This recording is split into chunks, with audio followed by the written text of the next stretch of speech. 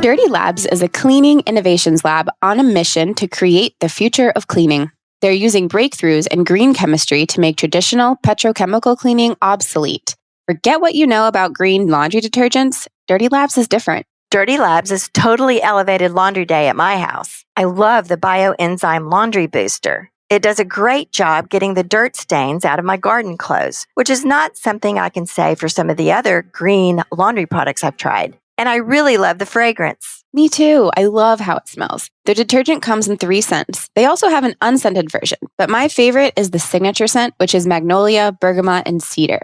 It leaves my laundry smelling so fresh and clean. I feel like I can really trust Dirty Labs detergents because they have complete ingredient transparency and they responsibly source all of their ingredients from nature. It's safe, it smells amazing, and it works. What more can you ask from a laundry detergent? If you've tried other green cleaners and have been disappointed with the results, give Dirty Labs a try.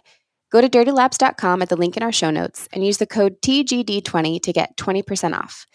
That's the link in our show notes, code TGD20.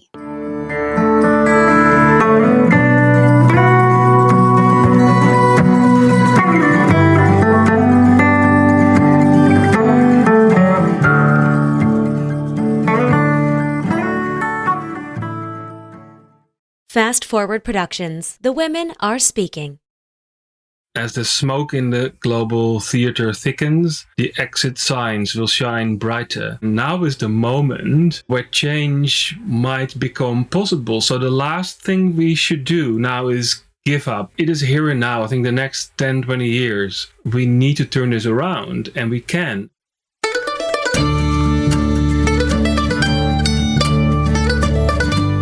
You're listening to the Good Dirt Podcast. This is a place where we dig into the nitty-gritty of sustainable living through food, fashion, and lifestyle. And we're your hosts, Mary and Emma Kingsley, the mother and daughter founder team of Lady Farmer. We're sowing seeds of slow living through our community platform, events, and online marketplace. We started this podcast as a means to share the wealth of information and quality conversations that we're having in our world as we dream up and deliver ways for each of us to live into the new paradigm, one that is regenerative, balanced, and whole. We want to put the microphone in front of the voices that need to be heard the most right now, the farmers, the dreamers, the designers, and the doers. So come cultivate a better world with us. We're so glad you're here. Now, let's dig in.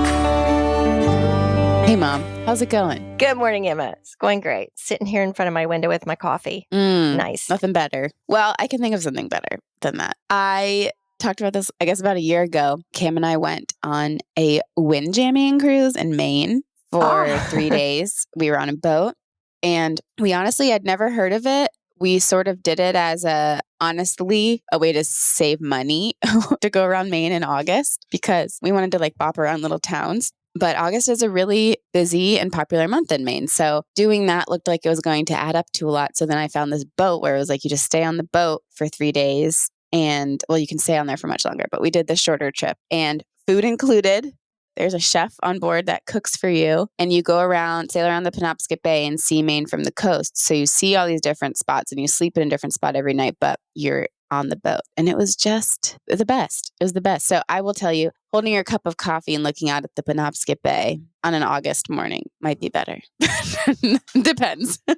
Well, that sounds just incredible. And I know when you came back from that trip, you guys were it was the best thing ever. And you had all of us convinced that we needed to immediately go and do a windjammer cruise. I know. We still haven't. We got to do that. Well, I'm sure it's something we'll do as a family someday because of your very, very high recommendation. It is the definition. Anyone listening who is interested in slow living, it is a definition of slow travel. It's just so great because you get all the stuff about traveling. You see different things every day. You're in nature, but you don't do anything. You just sit on the boat. It's so great.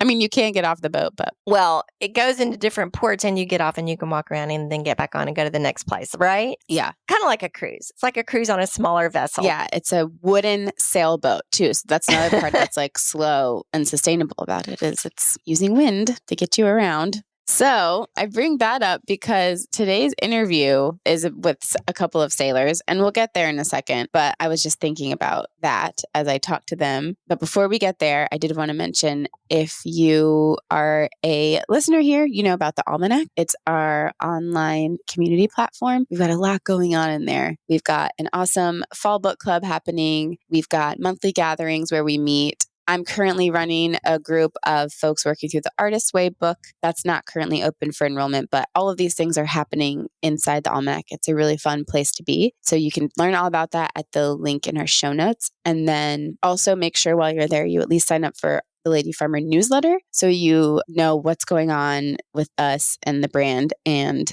our podcast. So we'd love to have you on there. Yeah. I'd also like to mention that coming up this weekend in the Almanac, we have a skill share session presented by one of our members, Meredith Bowen, on home composting. You're not going to believe this, Mom. I'm just going to interrupt you really What? quickly. I just looked out my window and I'm going to take a picture to prove it. The city of DC just dropped off, as you were saying that, my new compost bucket because I Oh my just signed gosh. up for the compost pilot program where they're going to bring composting to the city, like with your trash. Not everyone's doing it. There's like 12,000 residents or something. But I signed up for like the lottery and we got it. And a person from the city just came and dropped off our bucket. Gosh, that's some kind of sign, That's isn't so it? crazy. You were just talking about that, right? So home composting in the Almanac. Where were you?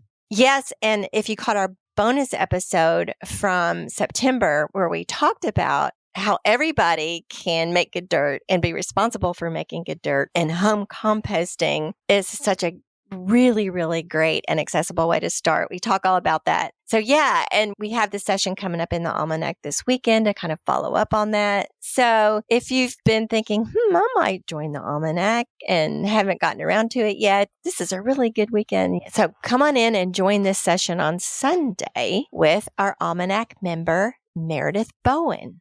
Yeah. And yay, Meredith. We love Meredith. So shout out Meredith. So back to today's episode. I'm very excited about this one, not just because I love boats and sailing and I had so much fun in Maine last year, but because Floris and Ivar are just such joyful people and they're just such bright lights. And it was so fun chatting with them. They are two Dutch sailors that joined our call literally from the middle of the ocean. I don't even know how it worked. It got cut off a few times. We had some technical difficulties, but thanks to our brilliant editor, Dee, shout out Dee, she has been able to string it together. And wow, modern technology. It's amazing. But Floris van Hees and Ivar Smits, two Dutch sailors, they've been on a voyage of discovery around the world since 2016 in search of solutions to the challenges that the Earth is facing and that we're facing. So as Sailors for Sustainability, which is the name of their project, Sailors for Sustainability, they document these solutions by writing articles and making videos about them.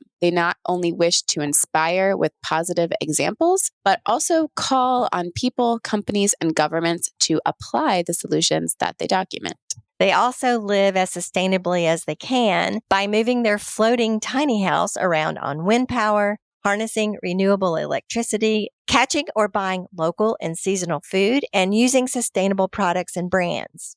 You can follow them on their website. And the last I checked, they were somewhere off the coast of Venezuela. These guys are not only determined, ingenious, courageous, and outrageously committed to their cause, they are fun. So much fun. We enjoyed hanging out with them, and you will too. So here's Floris van Hees and Ivar Smits, the Sailors for Sustainability.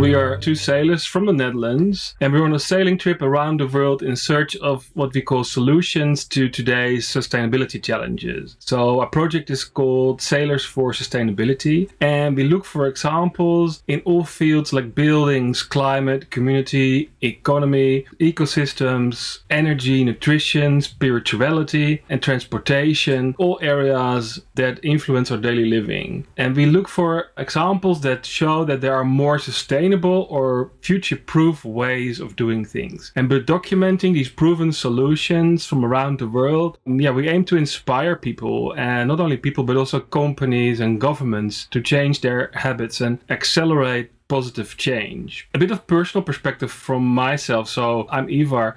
From when I was born, I spent a lot of time on board sailboats because my parents had a boat, and later I had my own boat, and I also became a part-time sailing instructor. So sailing was my passion from very early on, and through the sailing I experienced the wildness of the sea and the coast and the stunning beauty of the coast and the islands. And the more time I spent in nature, the more I also realized that we humans are dependent on nature, and I became more and more interested in climate. And that's not a big step as a sailor. You're very much into the weather and the weather predictions and models, and climate really caught my eye, and I was reading everything there is to read about climates for a few decades now. And the more I learned, the more worried I became about the trend, and I also realized how vulnerable nature is, or we humans are, how far-reaching the consequences of climate breakdown can be if we do not change course in time. So I realized that nature is vulnerable, but we humans are also very much dependent on nature. So in my professional life, I was trained as an industrial engineer, but I increasingly started focusing on sustainability within the companies that I was working for. So I was also at Cambridge on a sustainability course, became a sustainability manager at a large multinational company. However, I felt like I was an activist, or more like an NGO within the company, fighting for the company to become more sustainable within the limits that were possible within the system. But at the same time, I always had a dream of sailing around the world.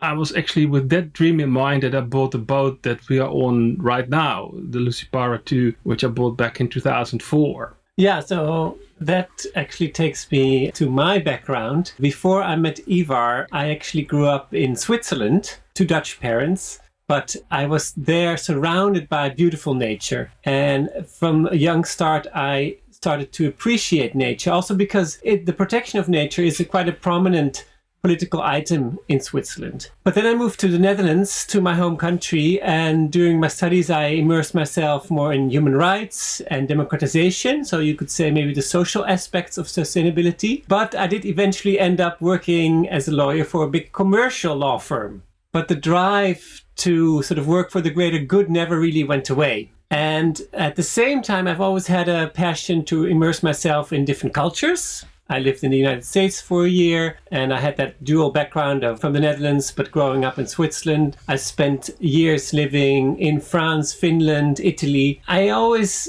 learned from those experiences a lot.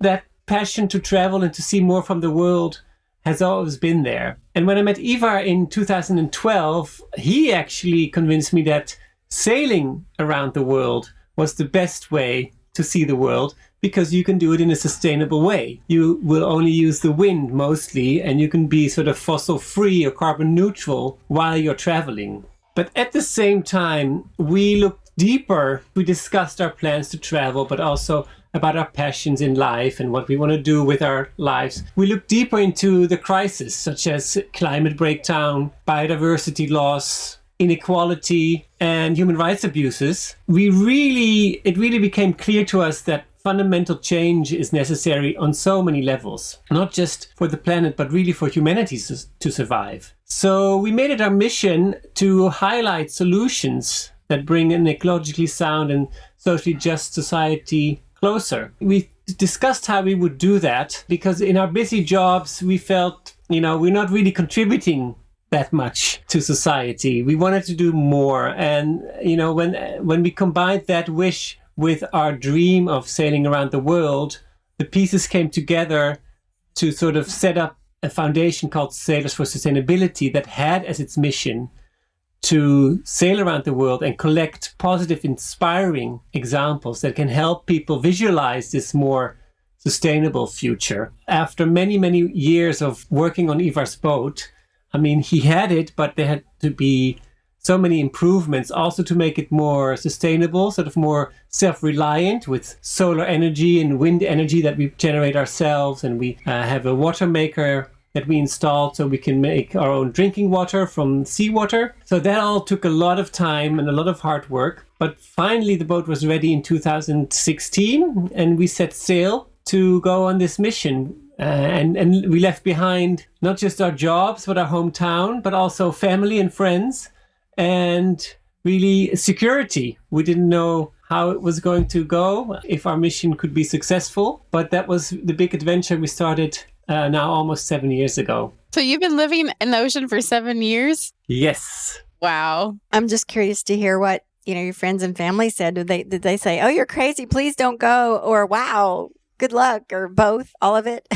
What were the reactions? We're going to go live at sea. I would say both, Yeah. but also because we were a little bit, maybe either we were naive or we were on purpose a little bit vague about how long it would take, because we said, we might be gone for 3 to 5 years. But, it's been 7 now, and we're 3/4 around the world. So our families, they had mixed feelings because we were leaving them. Our friends, they saw opportunities to visit us. So that was nice, but I don't think they realized that we would be gone for that long as well. But I must say, a lot of our friends are adventurous themselves. And a lot of them are sailors. So they applauded and they supported the mission. So the end goal is to get all the way around the world, correct? Correct. The end goal is, and especially now it's getting to our last leg, which is to sail back from South Africa via the Americas back to Europe and the Netherlands. Would you go across the Atlantic and west and then back east to Europe, or? Correct. We follow the trade winds more or less, which means we sail northwest towards Brazil, the Caribbean islands. And the plan is then to sail along the US eastern coast to Canada. And hopefully, if we are in the right season, we need a summer season to be in Greenland, Iceland to see the high north, the Viking route, is it called, back to Europe. That's the plan. Wow. So 7 years to sail around the world. Okay. And as you started out, the first thing you said is you're seeking solutions to the climate problem. And are you compiling them in any way? How are you documenting your journey? And aside from the mission of just completing it, is there something else that you're looking to produce from it? We do 2 things. We write articles about each solution that we document. So we visit a person or an organization or a company or a government representative, and we interview them, we take pictures, and that turns into an article that we always publish on our website in English. We always also write a piece for a sailing magazine about it in Dutch, and then we try to distribute that article as widely as possible through social media or through other magazines that might be interested, any outlet that will publish it. That's always a difficult part, to reach people, and be found on the World Wide Web with all that information. Yeah, but we also make a video about it. So we also vlog. We are on YouTube, and we have been documenting 60 what we call sustainable solutions around the world in 29 countries so far in the last 7 years. So we're still having a lot of interesting stories on the radar going forward. And the end product, I think we also want to turn everything into a book, because something physical also invites people to read and peruse, and it's another way to get the message out. Yeah, and we feel we need to get the message out because there's so much great stuff happening out there that is already working. So we ourselves have become much more enthusiastic about how we can solve our predicament because of all the people we met and all the great examples we've seen. And we really feel like, oh my God, if everyone just knew this, there's so much that everyone can do. And yeah, so this positivity or inspiration, as we call it, we feel it highly necessary because it's very easy to get depressed or cynical or in denial or retreat in this ocean of bad news that people are currently experiencing. And we feel that if only people know about alternatives and successes that have been put into practice elsewhere, and they also get started into acting positively in some sort of way, and then take steps from there, that actually can work not only on an individual level, almost like therapeutically, to have a better feeling about your own perspectives, but also as a society, we just need a lot of people changing their ways, and it's just so much that people can do. Yes, I'm so glad you said that.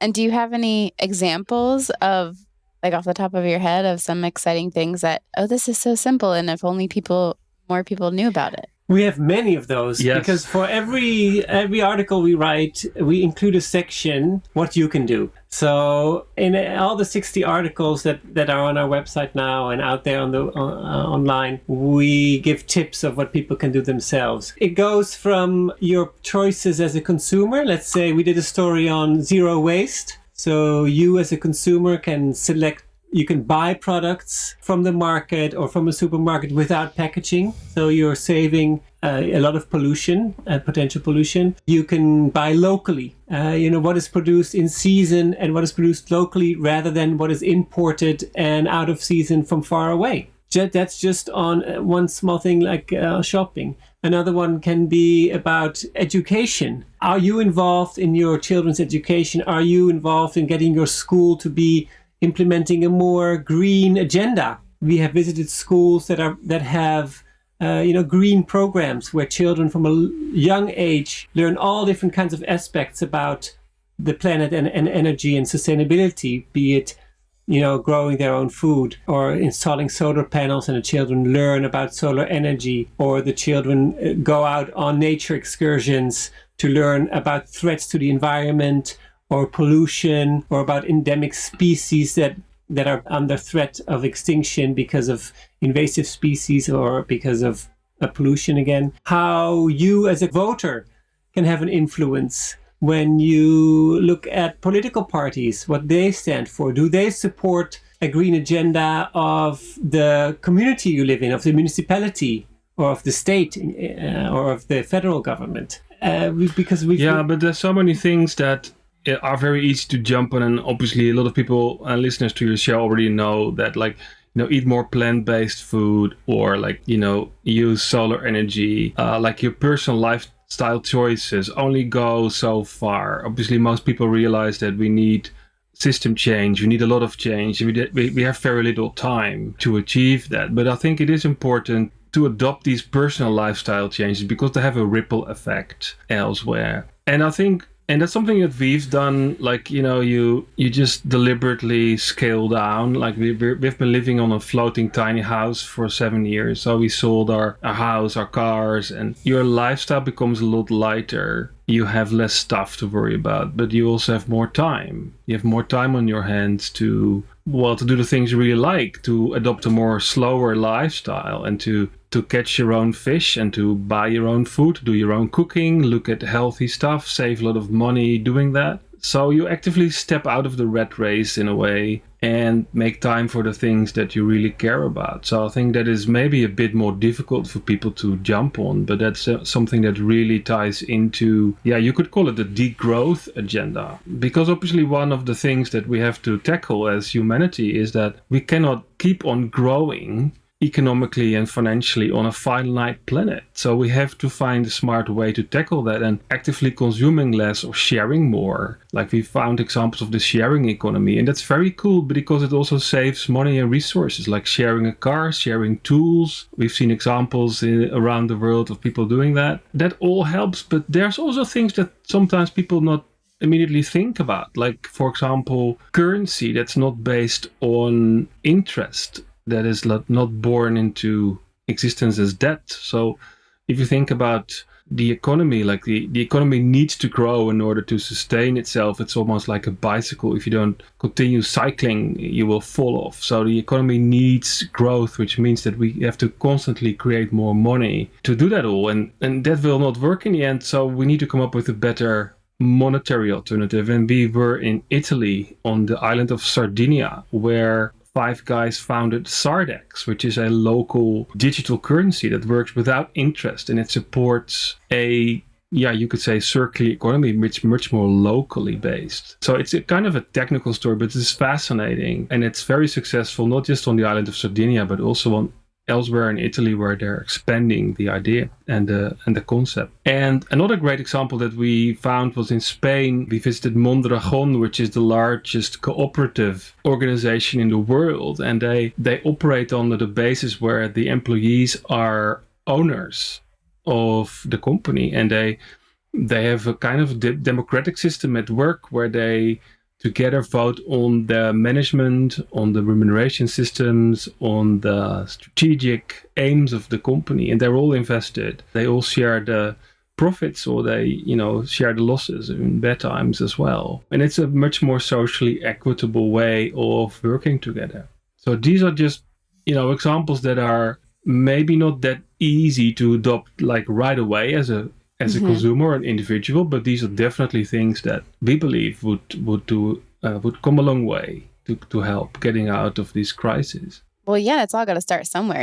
So even if it seems far away, just knowing about it. And you've logged 60. We can read about all 60 of them on your website, YouTube, vlog, and so forth. How many? Well, you've got, a couple of years left, did you say? About a year and a half. Because we will use Northern Hemisphere summer next year to sail from Canada to Europe. So that would bring us back to Europe in the fall of 2024. Okay, so I have a question. So you are very immersed in nature and your lifestyle. You're out on the ocean. And so you are, at the same time, you're seeking solutions. You're probably witnessing firsthand a lot of the really frightening realities that a lot of people might not even be aware of, or, you might read an article about here and there, but you're experiencing this firsthand. And I'd like to hear a little bit about that, if that might be extreme weather events that aren't typical, or I'm really curious if you've run into these areas they call them plastic islands, or all the microplastics are converging. And have you seen that? And what kinds of things have you seen that just sort of affirm your mission? Yeah, what are the horrible things you've seen? And then you can tell us the beautiful things. Yes, exactly. We don't only see the solutions, we look for the solutions, but we do see a few disastrous things as well. Climate I believe it's going much faster than most, consensus scientists at this point have landed on. So I definitely feel that we are now seeing things that are off the charts, and that the climate scientists are trying to reconcile their models with the actual observations. And that's bad news. That's very scary. So we have seen strange things. We've seen melting glaciers in many places, but most notably we documented the melting glacier in Patagonia, southern Chile, where a lot of glaciers actually feed into the sea. So we could actually sail up there into the fjord next to the glacier wall, and we were stunned to see that there's no icebergs floating around anymore, like the pilot was indicating that we were sailing with. There wasn't a single cube of ice. There was a beach half a mile wide of just mud and sand where the glacier retreated so much, and it was just melting. And we anchored the boat and we walked there. We documented it with our drone, and it felt so sad to actually see this magnificent landscape disappearing under your eyes. And also the responsibility, like, oh my gosh, we are the last generation that could somehow avoid, an escalating crisis. And you also realize that all the melting water you see coming into the fjord is contributing to sea level rise everywhere. So that was a very, very dark place. But other climate-related things is just, obviously the oceans are changing. The oceans are getting warmer. The currents are getting less predictable, which leads to weird weather. Storms start sooner in the season, last longer in the season, go to places where they normally don't go. The good news, obviously, for us sailors is that the short-term weather forecasts, like the satellite-based weather forecasts and the communication means of us to getting that information is better than ever. So it's both, the storms become more unpredictable, but for us it's easier to see where they're at and not to get caught up in them. And a last thing that's climate related and also very shocking to see is that because of the warmer water, a lot of corals that we found, especially in the Pacific Ocean, we saw many corals that were severely damaged due to the warm water. So the corals start to bleach and a lot of it later then dies, and it takes time for the coral to restore, but that's more difficult because of the hurricanes getting stronger and the water continues to be periodically warm. So the result is just a lot of dead coral and a lot of less biodiversity on the coral reefs, and not everywhere. We've seen healthy places too, fortunately. But yeah, when you see that the dead coral, then you realize, gosh, this is really, really bad. Another bad one is biodiversity loss.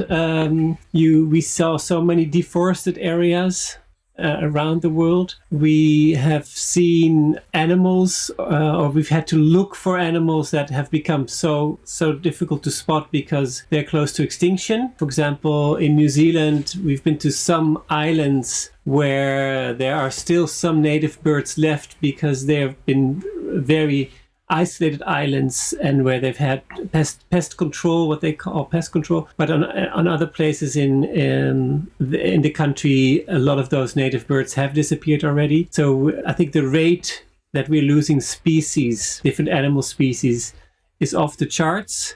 And it's something that's out of our view usually when you live in a city, but when you're visiting far away places and you're expecting to see animals, but you really have to use a microscope, so to say, to find them. It's very confronting. Yeah, and also the underwater species like the sharks are, a lot of type of sharks are threatened with extinction. Around 100 million sharks are caught annually worldwide, roughly, mostly because of the fins that are popular in Asia for the shark fin soup, but also as bycatch for all kinds of other species. As an apex predator, they keep the oceans healthy. With them disappearing, it affects a lot of the downstream species as well. We have seen a lot of pollution, a lot of it in the ocean, but we must realize that what we see is only the tip of the iceberg, because 95% of the plastic sinks. And it goes into the ocean and ends up in stomachs of fish, of turtles, of whales. And in our seafood. And that's a message that I think needs to be reinforced, that naturally when you see a bird entangled in a piece of plastic or a turtle in a fishing net, those are the most visible, impactful images, which is obviously terrible for the non-human life. But I think we also need to realize that all these enormous amounts of plastic that will disintegrate into microplastics over time will enter the food chain, will enter our seafood, will enter our bodies. So it is very much a human survival problem as well. And the last crisis that we see in many different countries as well is huge social inequality, whether it be in Brazil or Argentina or Chile or even Mauritius and here in South Africa.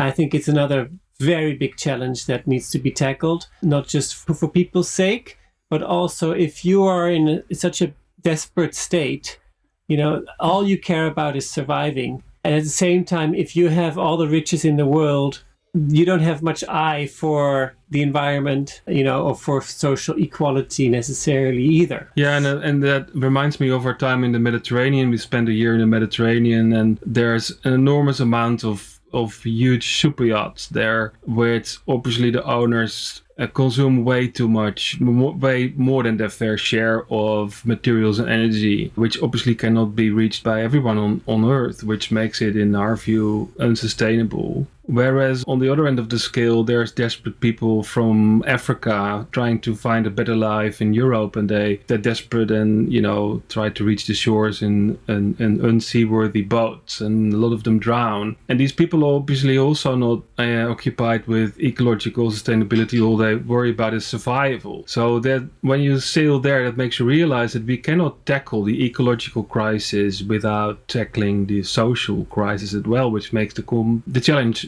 a lot more complex, perhaps, but nevertheless, we need to deal with that. That's such an interesting point, because a lot of times the conversation around sustainability can feel like it stops with social equity. There's a sense, sometimes at least here in the West, that sustainability is inaccessible. So it's not fair to talk about it. It's not fair to expect everyone to live sustainably. But I love what you're saying, because it's flipping that on its head and saying that, no, that's where the conversation actually has to start in order to be effective at all. We have to start there. And it's the most important part of it, because you're right. It's like Maslow's hierarchy of needs. If someone, of course, doesn't know where they're going to get their next meal from, of course, they're not worried about single-use plastic. So that's what we have to tackle first. Yeah. And obviously, we can talk a lot about the crisis, and I think a lot of people are familiar with that.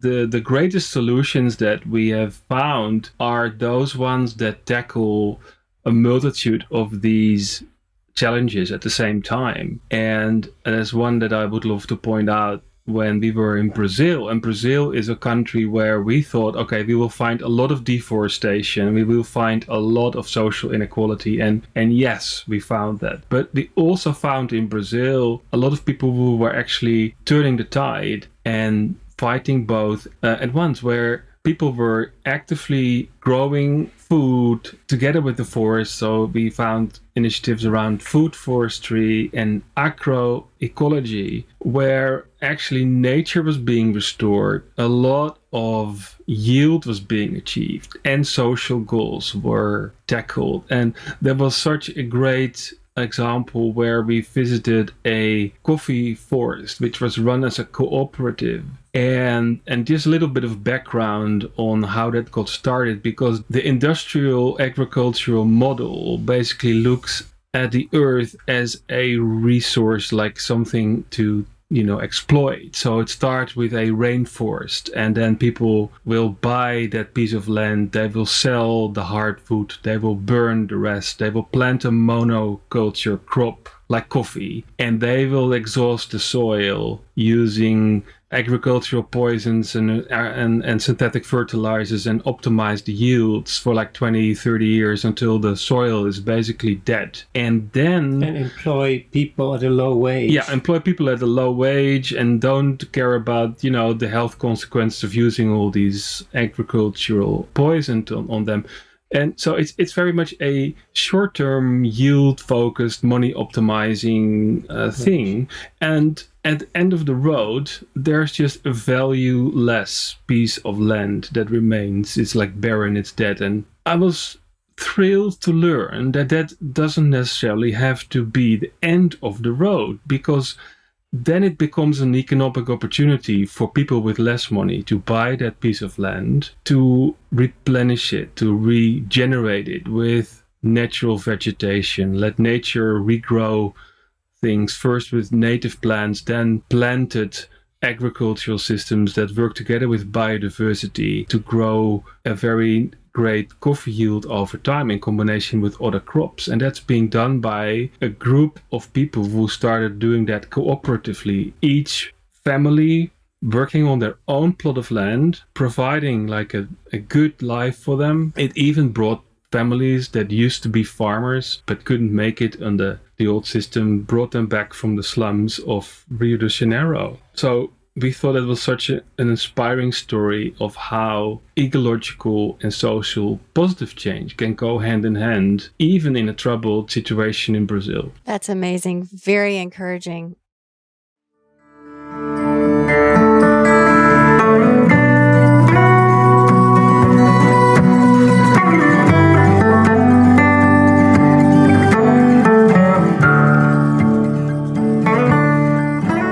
As we've mentioned, we're big fans of Dirty Lab's bioenzyme laundry detergent and booster for getting out tough stains and leaving our clothes smelling great. We're also really impressed with what Dirty Labs has done with their packaging.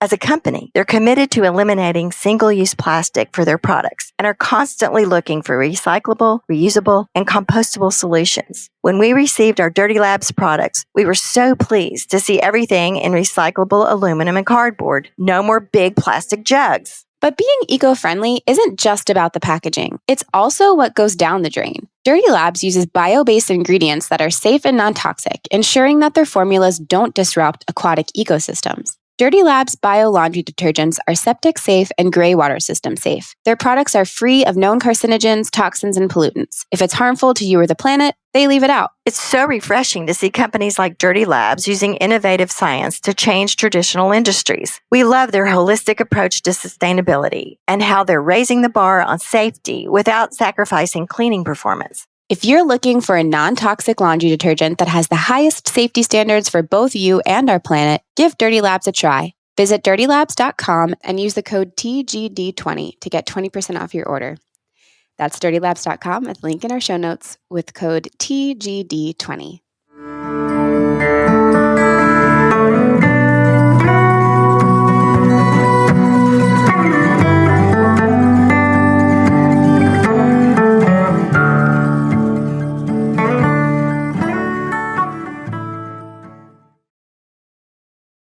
You see so much of these things and these desperate circumstances.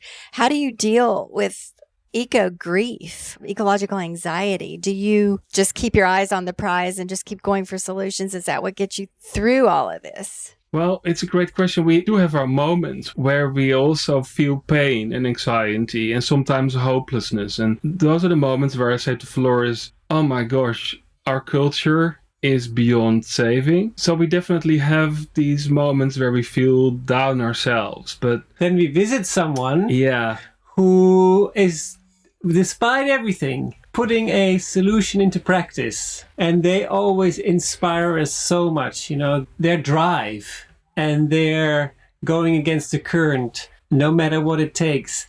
That is just contagious. And it gives us energy and hope and a will to keep on going and giving them a voice like you do, which is why I think you are such an important piece of the puzzle as well. Giving people a voice, people that are not often heard, because often they're modest about what they're doing, but they are the ones who are already applying the techniques that we need for a more future-proof, for a more sustainable way of doing things. Be it, you know, living a slower life, using more natural fibers. I think the other day you had somebody on wool insulation or on bamboo, or, you know, the way we treat nature, just being more respectful for nature, hearing more indigenous voices on how they view nature and our position on this earth, what our role is. So I think in the mainstream media, to use that term, but in the loud voices that you hear on television, on the internet and on the radio, those voices are often lost and are overshadowed by those negative news. So we feel that the positive stories are much more a driver than those negative things, and that's why we keep on going. Yes, and it's not a saying that we invented, but we like to use it because I think it tells a lot of truth, and that goes as the smoke in the global theater thickens, the exit signs will shine brighter. From my personal experience, when we left for this expedition in 2016, we often had to explain to people what sustainability even means and why we were doing what we're doing. And we find nowadays that a lot of people now are acutely aware of the situation we're in, and a lot of things need to be done and a lot of things need to be happening. So in a way, I think people are more open to change because they see that we need to, and not for their own sake, but also for the sake of the next generations. So I think that is a really positive sign, and now is the moment where change might become possible. So the last thing we should do now is give up. It is here and now. I think the next 10, 20 years, we need to turn this around, and we can. And I think I put a lot of hope of humanity's past achievements. This is the time where a lot of people increasingly see the need for change. So this is the time where we should actively push for this change.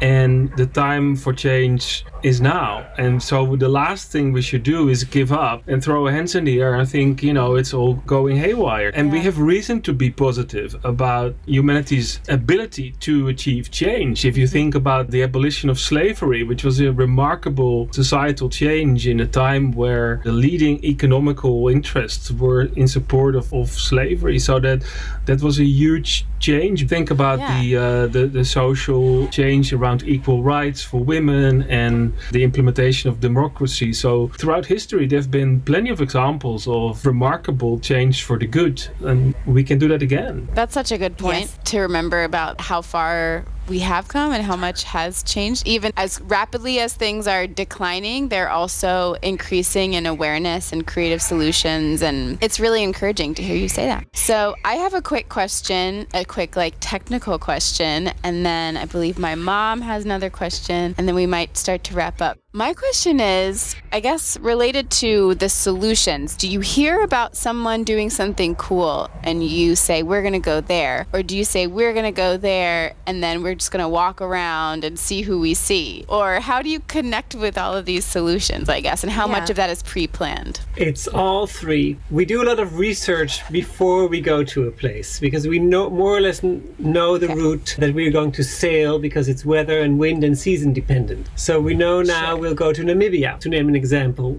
So we'll do research online. What kind of solutions are there to be found in Namibia? Now, Namibia is easy because it's English speaking. Other countries it's more difficult to find when you don't speak the language so well. Once we've identified some solutions online, you might hear the seagulls. Sorry about that. Once we found that's wonderful. some solutions online, we'll contact those people and see if we can visit them. They are often very welcoming. So we'll visit those people, and then people that we've identified will often have other contacts, other ideas of things happening in the country. And the same might be true for, let's say, we go to an organic shop in a country and the people there will know of good examples happening in town because they're more connected in sort of that world. So it's finding the right people in a place.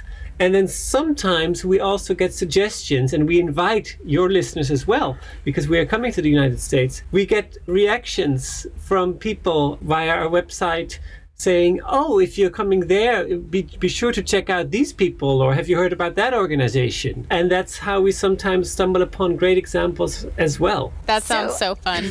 My mind is buzzing with ideas for you. So I'm curious about, what is the day in the life of you guys like? The day in the life of sustainable sailors. I know sometimes you're on shore and you're doing this work. How many days are you doing that as opposed to just being at sea? And what is it like just being at sea all day for days on end? What do? You get up in the morning and what do you do? So our days are very different. So when we're at sea, and especially when we're on a long passage, so we sail in shifts. So the boat steers itself for most of the time. We have an autopilot, but we do keep an all-time watch just to take care, monitor other shipping, and monitor the weather and the course. So one of us is always awake, and obviously the weather is very important. When the weather is calm, we can cook and ride and try to catch fresh fish on the boat. But when the sea is rough, then life on board becomes more or less surviving. You just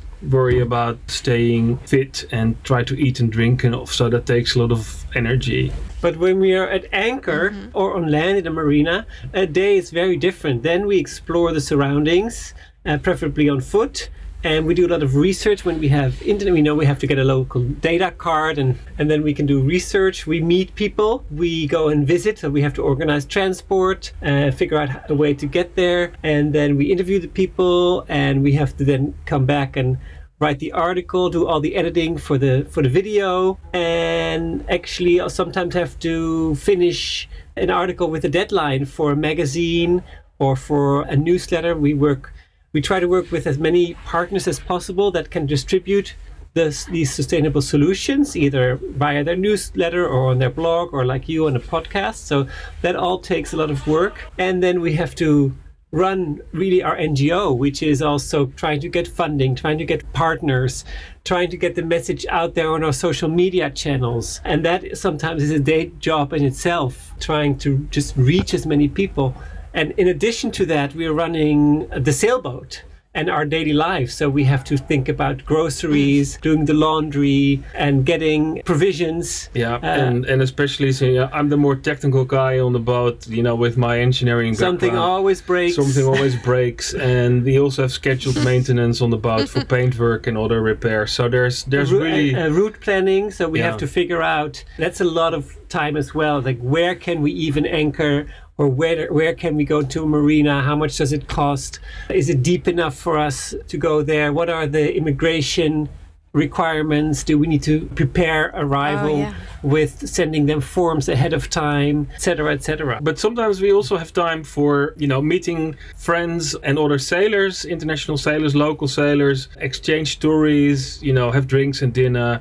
So we also have our relaxing moments, but it's really never a dull moment. Oh, sounds really busy. Do you guys have an admin team? Sounds like it's all us.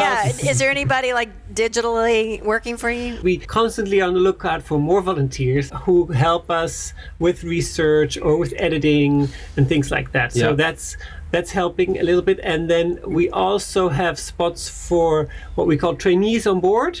Because a lot of people are interested in joining a sailboat, but we say, okay, when you join us, you're not just joining a sailboat, you become part of the NGO. And you help with everything that the NGO does, which is, wherever your strength is. What we just mentioned. Be it writing or editing or research or trying to get funding. And people can help in that way as well. So I have a quick question for both of you. It's a big question, but it's a quick question. You don't have to think too hard about it, but can each of you speak to a low point and a high point so far? A low point on this trip was for me when we sailed nonstop from French Polynesia to New Zealand, which took 30 days. And in the middle of it, we saw a storm coming on the weather chart that we get via satellite. And we couldn't escape it. We couldn't go to any other country because they were closed. And anyway, it was developing so fast and right in our path that it actually sent shivers down our backs thinking, okay, what is this going to do to our boat? And will we survive this? We made everything ready for the worst case. We unlocked the life raft. We grabbed a bag that we call the grab bag, which has all the essentials in it that we take with us in our life raft, and just prepared the boat in the best way that we could, taking all the sails down except our very small sail, and just hoped for the best, but prepared for the worst. And then when the storm actually came, you see the wind building up, the waves building up, and you're just very anxious and you wonder how bad is this going to get, how much more wind, how much bigger waves, and how will the boat deal with it. And actually when it came, and it was at its daytime, so that was nice, at least you're seeing something. And we saw the boat behaving really well. We have a steering system that works on the wind. You set it to a wind angle, and then it keeps that angle. So we that alone steered the boat, and it worked really well. Kept us surfing off the waves steadily. By the end of the day, it calmed down a little bit, and we knew the worst was over, and we had regained faith in our boat, but also in ourselves. So that was a big relief. And then we made it to New Zealand, and just a few days later in that same area was an actual hurricane. So just even stronger winds, and we knew we had just timed it. We had just reached New Zealand in time. That was a low point, but a high point was not much later in the same country, in New Zealand. We visited a Maori woman in a forest.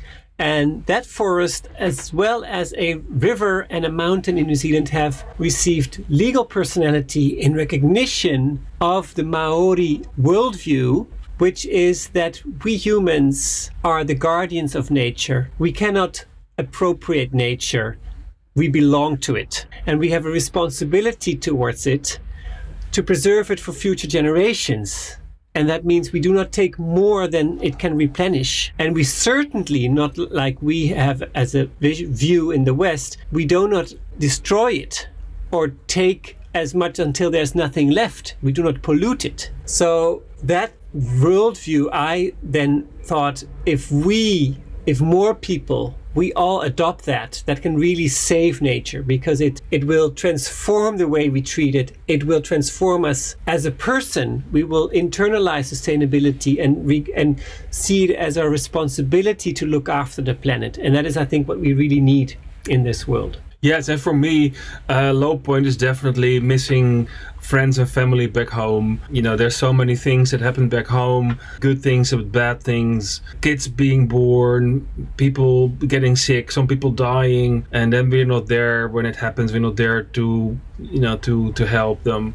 So that's difficult. That I really miss that a lot. That we have nephews and nieces that were very little when we left, and now they're much bigger. We haven't been part of their lives the way we could have been. Although we do our best to keep in touch with as many people as possible via modern internet means like video and WhatsApp, and that really, really helpful, maybe compared to even 10 years ago. That's great, but still it doesn't fully compensate the feeling of missing them. So that's definitely for me a low. And on a high, there's lots of highs, fortunately, but one that I would like to mention, especially, I have great memories of sailing in Patagonia, the south of Chile and Argentina, which is a really a challenging sailing area because it's really remote. The weather can be rough and the charts are not always reliable, but there's really still so much wildlife there. There's original nature, there's lots of seals and whales and birds and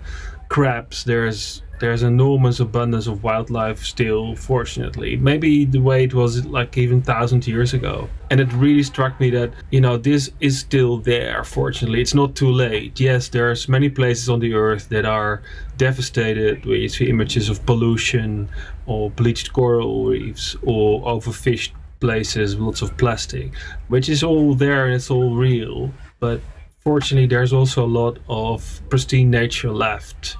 Fortunately, we could help it. We could save ourselves by saving it, and I think that is really encouraging.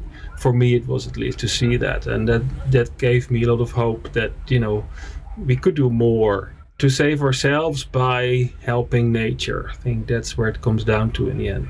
So well said. I have a quick question, if you don't mind sharing with us. How are you able to fund this adventure? I think you mentioned saving up. Was it all planned ahead of time and saved up, or are you able to generate any revenue while you're on your journey? Both. Yeah, a Dutch person would start it off with this question. Yes. You were very patient asking. We saved up, and we do two things in addition. We try to have a low-cost style of living, which means anchoring, not buying stuff. Our biggest expenses are boat related. Those things sometimes you need to replace because they break. We anchor as much as we can. We fish or we gather food locally where we can.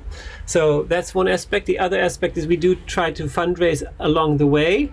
One way is to write articles and blogs for magazines. That sometimes pays some money. We upload our videos first to Patreon. We try to get patrons to just on a voluntary basis support us, and they get to see our videos 2 weeks before everybody else, because in the end we say our goal is to share all of our stories, be open source, make them available for as many people as possible, but just as sort of a funding incentive, we'll share them with those who support us financially for as little as $3 a video or so. We share them 2 weeks in advance. And then sometimes we get donations from people who just support us because they enjoy reading about the solutions, or they have sympathy with what we do. Yeah, and also more and more, since we've been now going for almost 7 years and we have found so many great stories, we have a lot of excitement to share. I think in the beginning of our trip, we were mostly trying to absorb stories and to collect. And I think more and more the balance is now shifted to sharing stories. We also give presentations. Yeah, we also give presentations to organizations, and companies know how to find us. And that also brings in some financial support. So that's really great. And that will hopefully get us back home. Amazing. So one question, we ask all of our guests before we start to wind up is, what does slow living mean to you? Slow living, in short, is what we try to do as we travel around the world on a sailboat. It means quitting the rat race. Creating time for yourself, not focusing on material things, but rather on time and quality and relationships. It's downsizing. So maybe going to live in a tiny house, owning less stuff, having more of a minimalist lifestyle, traveling more slowly, and source food more locally and more seasonally. There's a whole movement for that, which is called the slow food movement. Yeah, we document that story in Italy. Yeah. But also becoming more sustainable from within. It's a concept that I just talked about. How you see yourself in this world. What do you see as your responsibility towards other people? How do you treat other people?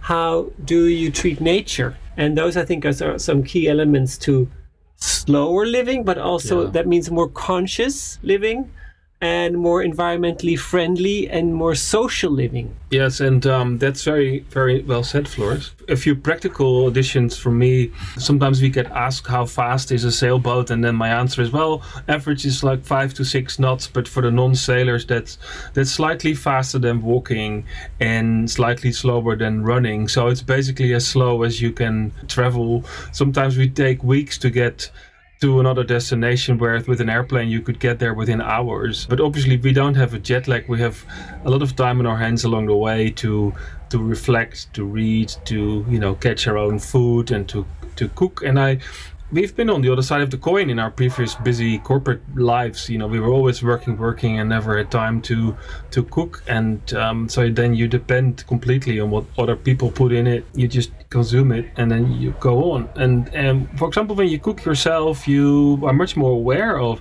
what goes in, and you only put in good stuff because you have to eat it yourself. It's simple things like that.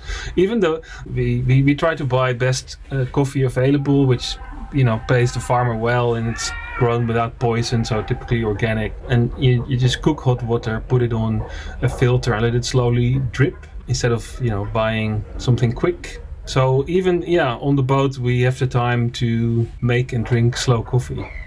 So, gentlemen, what does the good dirt mean to you? Oh, I mean, it ties in so perfectly with our mission, because you guys focus on solutions that we can really apply in our everyday lives. And many of the solutions that you describe, you also discussed on your podcast, we noticed, like regenerative farming, or using natural fibers, or slow food and slow living. You address climate change. And we too, like you, are all about information sharing, so people can make more informed choices that are better for the planet and for humanity. And you guys give a voice to those people who are already applying the techniques that we need for a more sustainable future, but whose voices are not always heard, because so much focus is on the negative news. So we really enjoy your podcast because it focuses on what is possible and what is the positive side of the story. On a metaphorical basis, I think of the soil. So, the good soil is the basis of all life. And quite literally, we've been documenting a dozen stories around, farming in sync with nature, and the way industrial monoculture farming is depleting the soil, in the end killing the food system. And as more and more people realize that and find better ways, the good dirt is really the basis of all life and of a healthy food future. So I think that is a very well chosen term. That's my... Yeah, the professor who took us to Brazil, to this example of agroecology, where the farmers had a cooperative and ran their own little coffee farm. She said... She was a soil scientist. Yeah, she was a soil scientist. And when we asked her about agroecology, she said, in the end, we eat the soil. We eat what's grown in the soil, and the plants get all their nutrients from the soil. So in essence, we eat the soil. So we have to take the best care we can of the soil and not poison it, but enrich it. Yeah, and then the soil will take care of. Wise words from Irene Cordoso. Yes. Yes.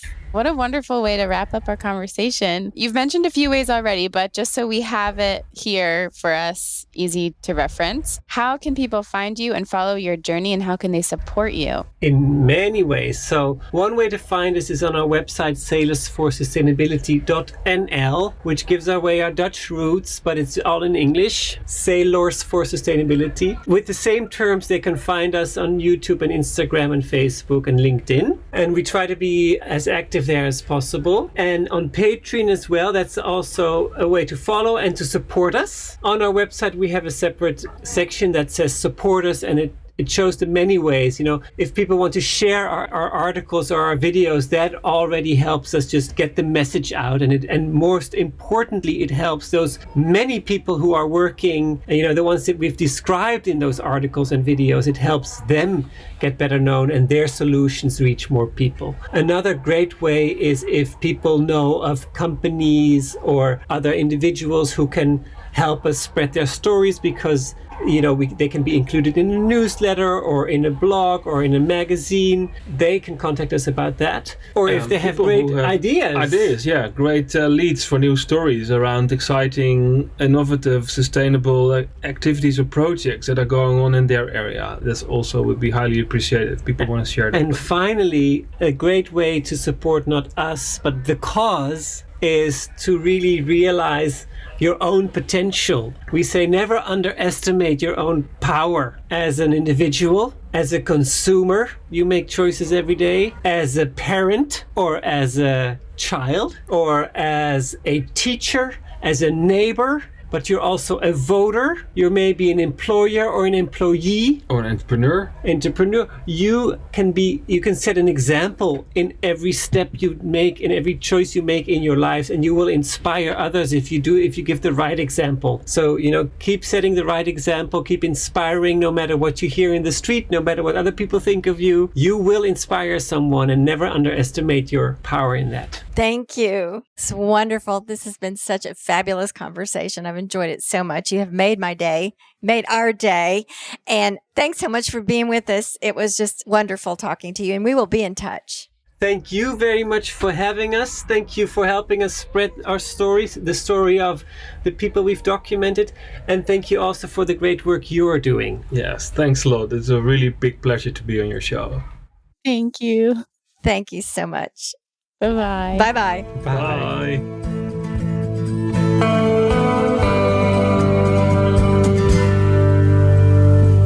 Thank you for tuning in, calling in, and spreading the good dirt. We love hearing from you. You can reach our listener voicemail at 443-459-1950. That's 443-459-1950. You can find this number in our show notes and in our Instagram profile. This show is produced by Lady Farmer, a slow living lifestyle community, and the original music is composed and performed by John Kingsley. For more from Lady Farmer, follow us on Instagram at WeAreLadyFarmer. That's We Are Lady Farmer. Or join us online at www.ladyfarmer.com. We'll see you next time on The Good Dirt. Goodbye.